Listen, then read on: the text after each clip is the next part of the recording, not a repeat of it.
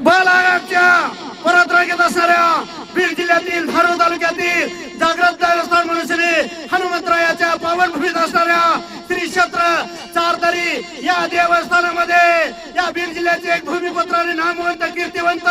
सुधाकरजी बापू लाड यांनी आज महापंक्तीच्या माध्यमातून श्री हनुमंतरायाच्या पावनभूमीमध्ये न भूत न भविष्य अशी महापंक्ती दिलेली असल्यामुळे या महापंक्तीला या बीड जिल्ह्यातील केज तालुक्यातील आणि धारूर तालुक्यातील भक्तगण मोठ्या प्रमाणावर दिसून येत आहे। कारण सुधाकरजी लाड बापू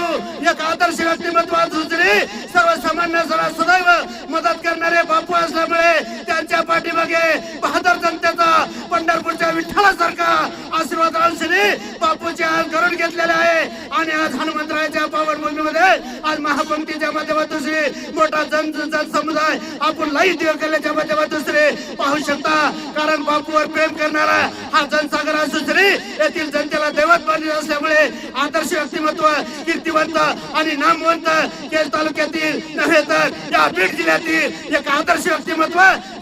सुधाकरजी बापू लांब असल्यामुळे त्यांच्या सौभाग्यवती कुशावर्ता सुधाकर लांब बापू यांनी हनुमंतरायाला आपला नवस केला होता आणि त्यांना या हनुमंतरायाची साक्षात हौसरी नवस पावला आणि आज त्याचा परत फेडीच्या माध्यमातून आणि ईश्वर साक्षीच्या माध्यमातून श्री आज पूर्ण आहुती देऊन श्री या सन्मान पूर्ण करण्यात आलेला असल्यामुळे मोठा जनसमुदाय दिसून येतो। बापूंच्या पाठीमागे असाच आशीर्वाद येथील बहादर जनतेचा आणि हनुमंतरायाचा राहणार आहे। पत्रकार बाबूराव तिडके, लाईव्ह दिव्य करज बीड।